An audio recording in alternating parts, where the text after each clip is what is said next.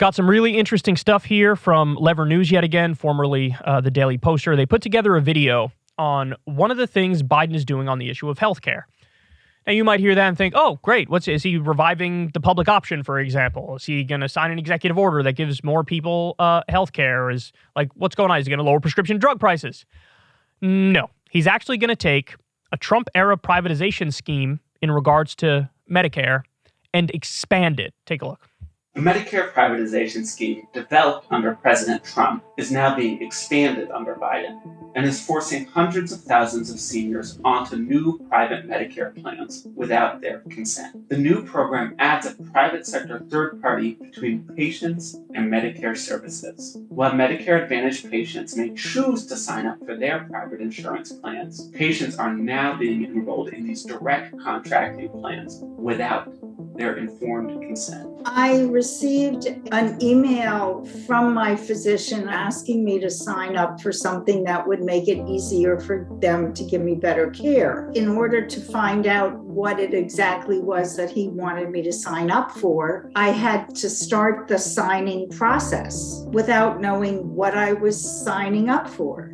Gordon was able to get out of the plan, but others have not been so lucky. Congresswoman Pramila Jayapal recently noted that seniors in traditional Medicare may be auto-aligned to a direct contracting plan if any primary care physician they visited in the past 2 years is affiliated with that plan.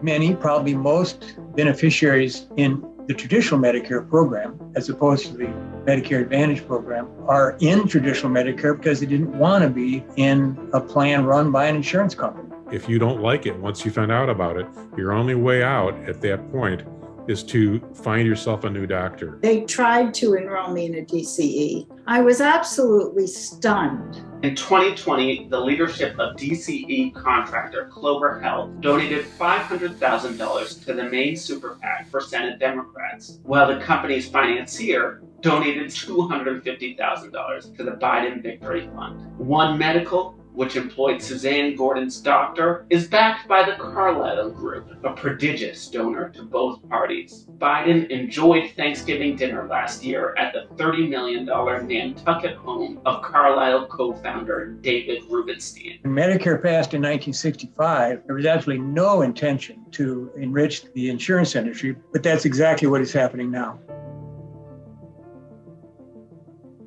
Credit to them for this report. You're not allowed to say those things in mainstream media. You know, you're impugning the honor and integrity of our politicians. You're allowed to say, like they always say about Joe Manchin, oh, it's just an ideological difference he has. That's all it is. It's a philosophical disagreement. So as long as you accept that as the framework, then we can have a discussion about where we disagree. They won't call a spade a spade. They won't be honest.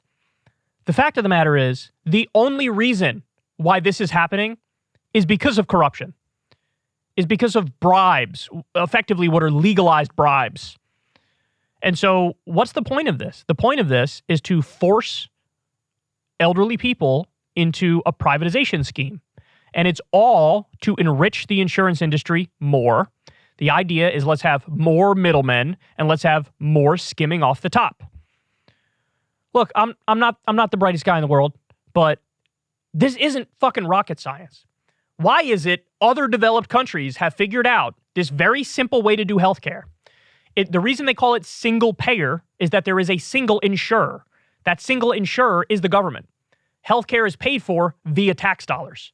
Now, sometimes you have, tiny little out-of-pocket costs. If you're buying some pharmaceuticals, it's like, okay, everything costs $5 or $10 or whatever it is. I don't even understand why we have to do that.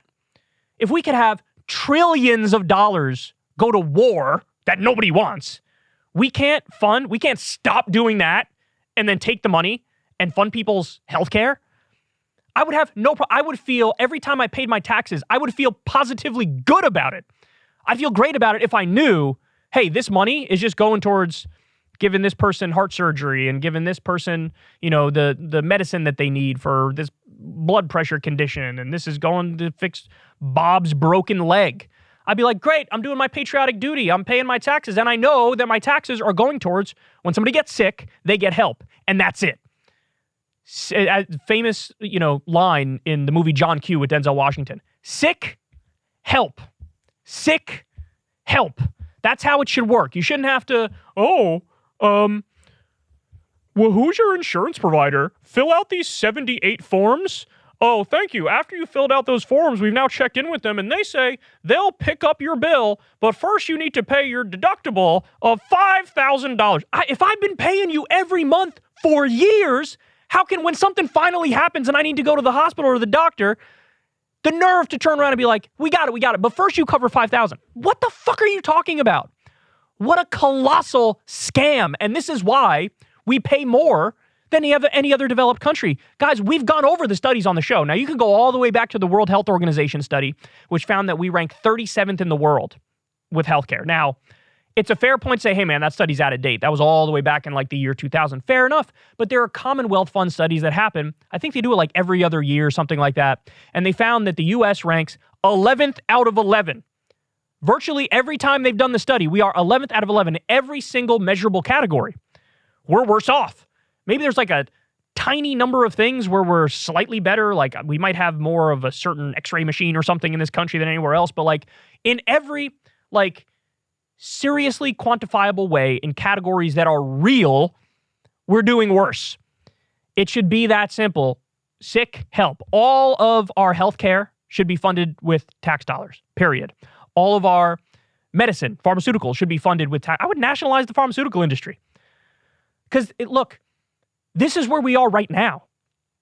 This is like the worst of all worlds. Because this is an instance where it's like government money might go toward, with Medicare and with the VA, yes, government money might go towards some treatment for some people. But also, why is there a fucking mafia boss middleman, a parasitic middleman, skimming extra off the top for themselves while also usually giving worse care? How can that possibly be? I mean, Medicare Part D was a mistake to begin with, which was, a part of a privatization scheme with the beginning with Medicare. There was a way of doing that where it didn't cost any extra money out of pocket. Should have done that. Again, should just be totally free at the point of service. But now this started under Trump, and now this is being escalated under Biden. It's nothing but a forced privatization scheme. It's all to enrich the insurance industry, because the bottom line is, as they explained perfectly in that piece, the insurance companies give donations to Republicans and Democrats. And so when Republicans and Democrats are making laws, they know what to do. Hey, I scratch your back, you scratch mine. You gave me the campaign contributions, or you gave me contribution for inauguration, or whatever it is. And so now, let me bias this law to enrich you. And the way the entire system works is ridiculous. When you just look at our health insurance company what's the incentive there? The incentive is, because they're private companies, the more we deny care to people, the more money we make, the more we can pad the bottom line. And we have fiduciary responsibility to our shareholders to get them as much money as possible. So look at that perverse incentive structure. Why is this something we all understand when it comes to the fire department, when it comes to police officers, when it comes to the army? Like, virtually nobody's in favor of let's have a private mercenary army. That's chaos. That's madness. Certain things need to be government. They can't be for profit and private.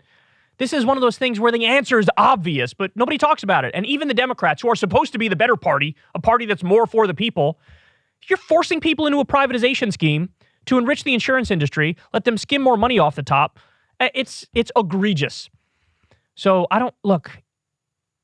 if you're not talking single-payer Medicare for all, I don't want to fucking hear it. I can barely tolerate if somebody were to, all right, maybe let's get a public option or something. I could barely tolerate that conversation. But this is where we're at right now. Everything is a scam. Everything is a trick. Everything is a scheme to enrich already mega wealthy ghouls. That's where we are. Ever since Adpocalypse, when YouTube defunded all independent news and politics overnight, we haven't trusted them. We know they can pull the rug out from underneath us at any time. If you enjoy this content, please consider tipping $1 or $2 per month on the Secular Talk Patreon. Link in the video description box below. Thanks for your support.